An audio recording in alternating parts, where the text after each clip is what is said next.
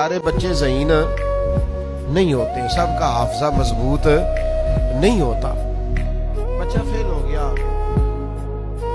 یہ ابھی گزشتہ دنوں رزلٹ آیا میٹرک کا، تو اس نے چھلانگ لگا دی پانی میں اور خودکشی کر لی۔ تو جب لوگوں نے تھوڑی ریسرچ کی، تحقیق کی، تو پتہ چلا کہ گھر کا ماحول بڑا گھٹن والا ہے۔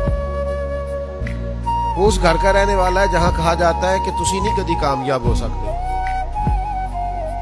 مینوں پہلو ہی پتا سی، میں پہلے سے جانتا تھا تیرا یہی حال ہونا ہے۔ وہ باتوں کی جو چبھن اسے رزلٹ آتے ہی محسوس ہونے لگی۔ سارے بچے ذہین نہیں ہوتے، سب کا حافظہ مضبوط نہیں ہوتا۔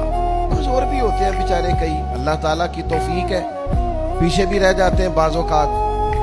تو اس بچے نے بیچارے نے اس بات سے ڈر کے کہ اب تو مجھے بڑی باتیں ہوں گی، اور کچھ والدین ایسے ہوتے ہیں وہ تقریر پھر شروع کرتے ہیں تو اللہ ماشاءاللہ ختم ہی نہیں ہوتی۔ وہ کہتے ہیں میں تو تیری وجہ سے پورے خاندان میں منہ دکھانے قابل نہیں رہا، دوست پوچھیں گے تو کیا کہوں گا، فلاں کا بچہ کہاں پہنچ گیا۔